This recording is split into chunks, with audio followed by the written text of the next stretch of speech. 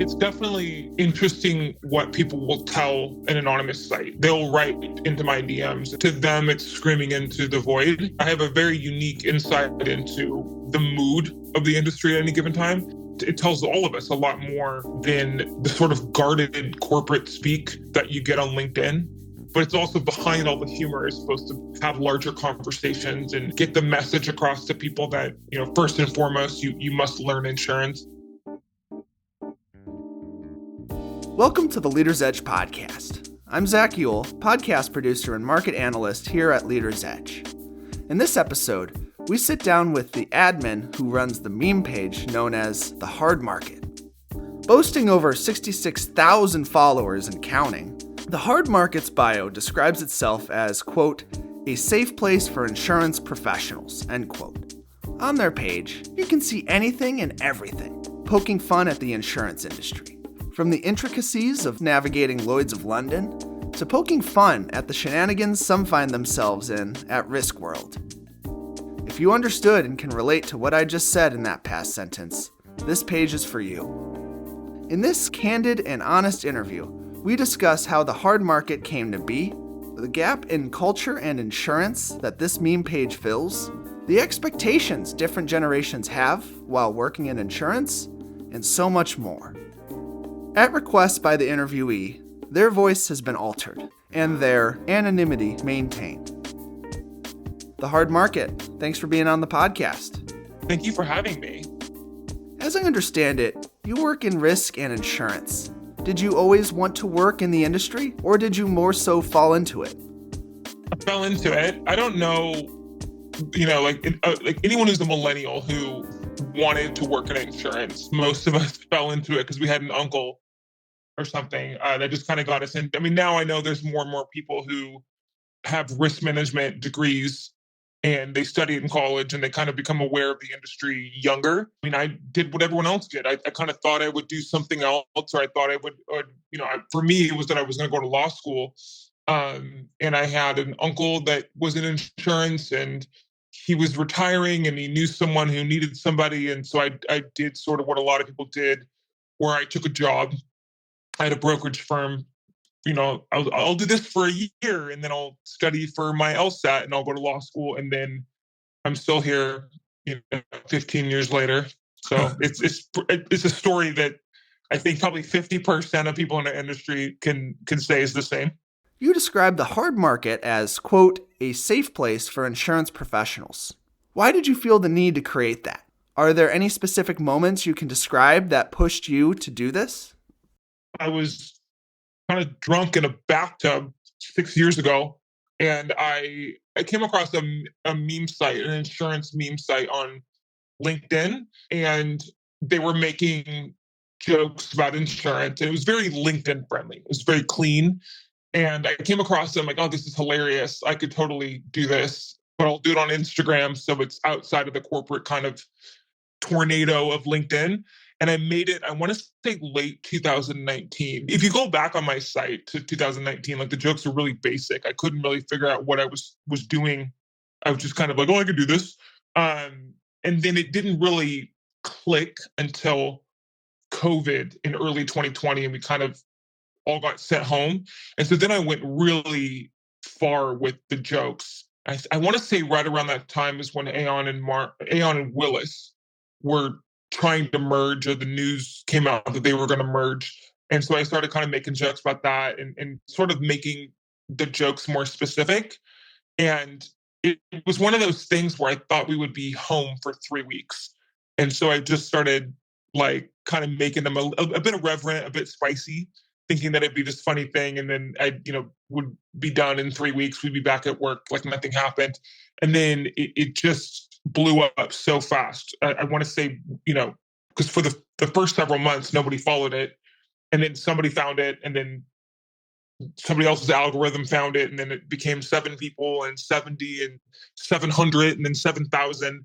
And then, it kind of took off from there. And that's sort of how it happened. How it's molded from there is a long journey, but that's kind of, it was just like any of the interesting things you do in your life. You just kind of stumble into it much like having an uncle in insurance who puts you at a brokerage firm. Why do you think so many insurance professionals gravitate towards your page? Because it's a page for insurance professionals. I mean, no, I mean, like I'm making jokes about what we do, and so that was the first thing is people kind of saw and they're like, oh wow, like you're making jokes about bind orders.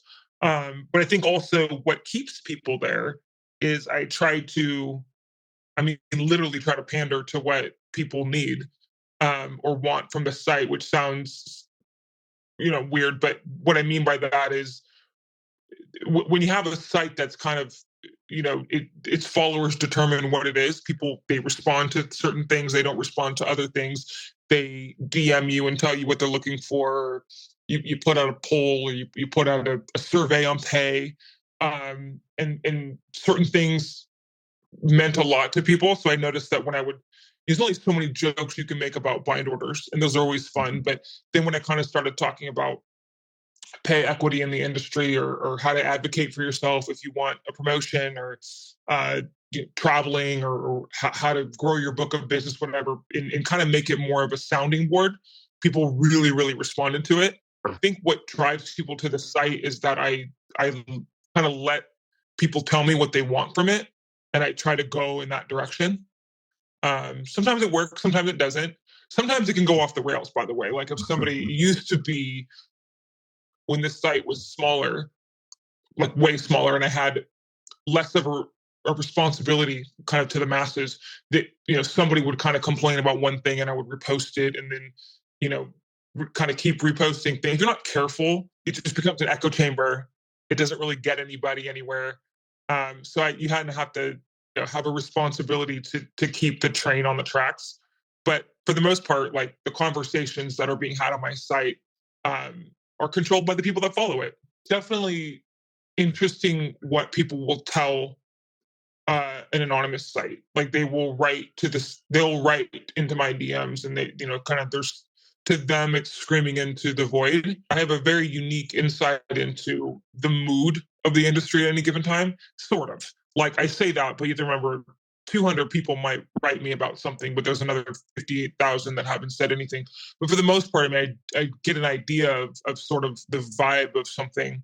And I feel like it just tells me, it tells all of us a lot more than the sort of guarded corporate speak that you get on LinkedIn, which I know why LinkedIn is the way it is. It's a very public kind of bulletin board. It's, we have to behave a certain way on LinkedIn, and Instagram provided a place to kind of be a little looser, be a little bit more irreverent, a little bit drier. And it was supposed to be funny. I hope it's funny, but it's also, behind all the humor, is supposed to have larger conversations and get the message across to people that, first and foremost, you must learn insurance, and that's the base thing that you should be doing.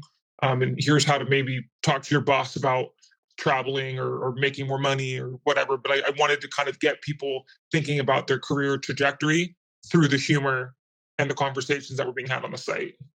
On your page, you've communicated and shared about different generational perspectives. What have you learned about Gen Z entering the insurance workforce, and how they view the industry? That's a really good question. And anything that we try to infer from the different generations is always going to be against the background of what we're told in the media. Millennials were, everyone said that millennials were entitled, and that they couldn't work hard unless they felt that they were going to be the CEO someday, and that we're told that Gen Z is very nihilistic, and we're still trying to figure out kind of what they are. People made a lot of assumptions during COVID, and now it's different. People make assumptions about boomers kind of being greedy, or Gen X being very, they divide their personal life and their work life, whatever. All of that is going to be against the background of what we've been told about them. The way they interact with my site is pretty much the same. I can say that Gen Z asks a lot more questions about the future of their career, whereas boomers will be much more reflective, and Gen X and millennials are more in the thick of it. So they're just kind of sending day-to-day observations about work. Gen Z tends to ask money questions, which I find very interesting. They'll always ask me like, oh, will I make more money underwriting or broking? And that's the question. It's well, where should I go work to make more money? They're thinking of it in terms of like where can I line myself up? My buddy works at this firm and he'll be making 200,000 within 5 years. How do I also line myself up at a firm that will do that? And there's less concern over how do I learn as much about insurance as possible, and then like what would be the best firm for me to do that, where I can like wield my expertise in a way that will get me money. So to me, it's not so much about the generation, but it suggests to me that Gen Z isn't being trained at the level that we were all trained. And there's several reasons for that. One is obviously COVID. It disrupted the in-office part of our job, and the other part was a lot of the materials that we had. I'm a millennial. I'm an elder millennial. There's a lot of insurance materials that were available to me when I was starting out. They were, sitting on shelves, or ERMI manuals that were sitting on shelves in my boss's office that you could always go kind of flip through. If somebody's asking a question about a form, I could go look at it. And I don't think Gen Z has that. They literally don't even know that all of this stuff has been digitized. Most major retail firms have subscriptions and they have a password and they could go be looking it up on their own. But they have no idea. And so I get really basic questions like, oh, I just started insurance a year ago. What should I be reading? I don't know how to answer that. I don't know what line of insurance you're in. I don't know what industry sector you're in. And so a year in the industry, they don't even know what they should be looking at. Or, hey, should I be underwriting or broking? Which will make me more money? And so there's less of a, they're not. How will I learn more? How will I be better positioned to be an expert in this field? There's not questions like that. It's more just like it's very cut and dry. How can I make more money? So I've just noticed the lack of training, and I don't know why that is. With boomers, it's more reflective. Oh, back in the old days, back old school days, we used to work on facts. Everything was printed out, and we hand wrote quotes on paper, and it's very romantic when you hear about it from them, and that's always really really fun. But they're just kind of they're there for the nostalgia. Although the insurance industry is massive, I've met multiple people at meetings and conferences that have asked if I follow your page. Being a part of the financial services industry and influential to so many, do you ever feel the pressure of informing so many influential people? No, never, ever, really. The only pressure I feel is to put out more content, and that I have to avoid. Anybody who has worked in the influencer space will say, the key to success when you're an influencer, which I am not, but I've spoke to people who are, and I'm kind of aware of what it is. They'll say that the most important thing is to have regular content, to regularly post, and to regularly like kind of use that network. And I don't know how to do that because my site is not an quote unquote influencer site in that way. Like I'm anonymous and I'm posting memes and I'm not selling anything. I'm more just celebrating or informing about our industry. So that part, there's some pressure to continue to post. But as far as what I'm saying, I genuinely think that most of that comes from the things that people send me. A lot of the time, I'm just reposting stuff that's sent to me. But there's also more like the mood. Something big will happen in the industry, and then we all talk about it, or we all talk about pay review, or we talk about whatever. So it's as long as you're just truthful. Um, there's really no. I mean, I'm in the industry with everybody else. We're all in it together. I happen to be running this site, but in general, I'm just kind of driving the bus. Like we're all in it together. So I don't think that there's pressure in that way. Describe the transition of adding additional elements into your work, such as the pay survey and the hard market website. What prompted you to take the step of becoming more than just an insurance meme site? The pay survey was sort of it was an accident. So the first year I posted something that was just it was a question. Like I don't know if you know on Instagram when you post a story, you can kind of there's like a question box that's automatic. I think I posted like, hey, tell me about your where you work and what your pay review was like. And people started writing in. I work at blah blah firm, and I've been there for 3 years. I'm a male, and I made 68,000, and I got a raise to 82,000. And then somebody else would write something, and so what it started is I was just resharing. I was sharing to my stories the responses I was getting in that little question box. And so I was posting like 50, 60 a day. And it was, yeah, I make 82,000, now I make 100. Oh, I make 150, now I make 200. And people were talking about what city they were in. It was just, I was not consolidating this information, collecting it, writing it down. It was just resharing, resharing, resharing. And that it was very bizarre. My site went from, I don't know, 19, 20,000, this is 3 years ago, 4 years ago, to 35,000 in a matter of like a week. Like it shot up so fast. And I think by the end of it, I doubled my followers, and a couple of insurance trades like wrote about it. And what's interesting is I don't like pay review stuff. I don't like it. Some people need to know what other people make. And I think that's important. I think that transparency is important. I've always worked in a sales kind of production way where my compensation is tied to what I'm producing or what I'm selling. So for me, it doesn't really do me any good to know what other people make. It just stresses me out. But for others, where they might work in like an alphabet, kind of very corporate thing where you want to know if you're this title, if you're account manager 3, and the pay band is this, you want to know what other account managers your age are making, and that transparency is really important. So I did not foresee how addictive that information was going to be, and it was wild. And then everybody who DM'd me separately said, "Please write this down. Can we try to put it in some kind of chart?" So I sort of tried to, but it was like hard to go back and collect that from a bunch of DMs. So what I did the following year is I had like a Google Doc that was people filled it out, and that also was short-sighted of me because it worked, but I left it. People could type it in, and it was all blanks. So then cleaning the data became very difficult because people would type crazy stuff in, or they wouldn't type the number correctly. So I had to get an actuary to help me with that. Sometimes if you're the first like 100 people answering, it doesn't do you any good. But after you have like 10,000 people answer, you suddenly have a good sample group of data. And that's important because people would go to their boss and say, "Oh, well, these people my age are making more money than me." And the boss will say, "Well, you don't know if that data is accurate." But if you go in with 7,000 pieces of data and say, "No, actually, in this city, people my age working in this rough sector are making more money than me," that's hard data. That is data that every firm's HR has. And so now my followers have it, and they're able to go in and say, "No, my market value is this. And if I'm not going to be paid my market value, I can then go and shop around." And so a lot of people have written into me saying that they've used that information to negotiate really sizable pay increases, or that it finally gave them, the push they needed to go find a job elsewhere. And for others, it's showing them actually you are being paid what you're worth. A lot of people do the pay survey and realize they're being paid very, very well, and they're very lucky.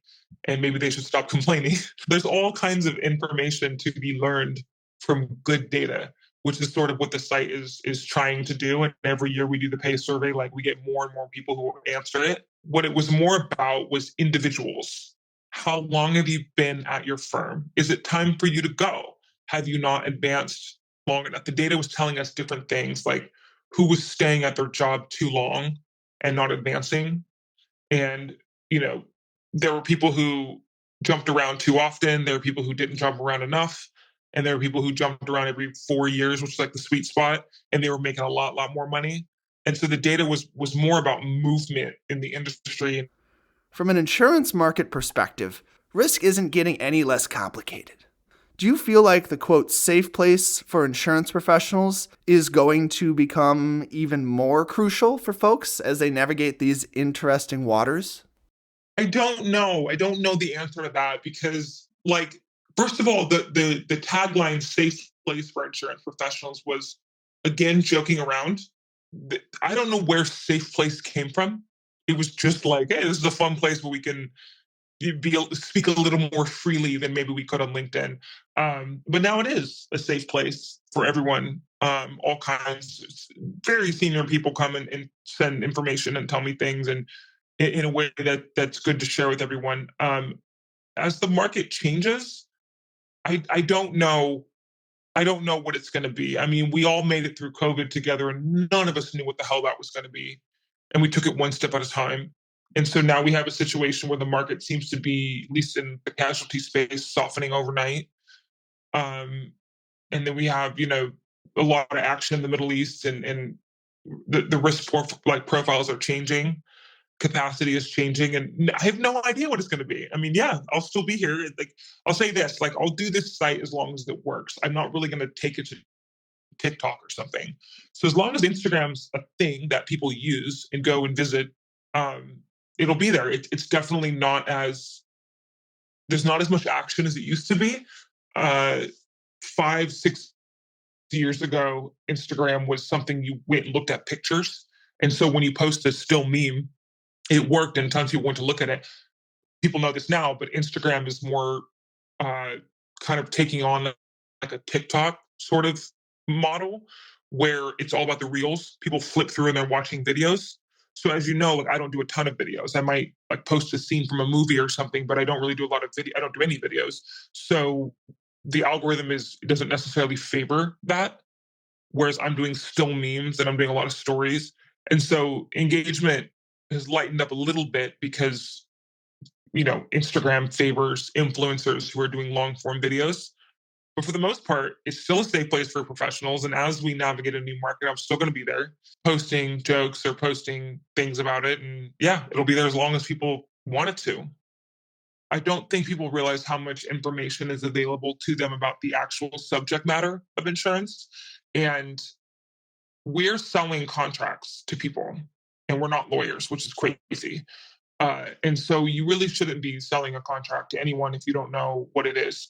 And there is information from the Risk and Insurance Alliance, from IRMI, from the institutes, which is how you can get your CPCU, how you can do your CE credits. But the chances are the organization you work for has a subscription to one of those organizations, and you just need to talk to your HR or even send an email to the organization directly and ask them for a login. But chances are you probably already have IRMI's entire library at your fingertips for free. And anytime somebody in your office or a client is asking about a coverage issue, all of that is available to you. Do not resort to using AI. AI can help you a little bit, can help you shape out an email, but you need to learn insurance and you need to learn it from insurance manuals. If you don't, your job is going to get eaten up by artificial intelligence in a matter of 5 years. But if you really, really learn the intricacies of what we do, your job will be safe for a really long time. So don't worry about whether broking or underwriting is going to make you more money. Just learn insurance. And once you know what you're doing, the road will illuminate itself for you. That was my conversation with the admin of The Hard Market. Thank you for listening. If you'd like to follow The Hard Market, you can find their pages on LinkedIn and Instagram. For more Leaders Edge podcasts, please subscribe wherever you get podcasts or go to leadersedge.com.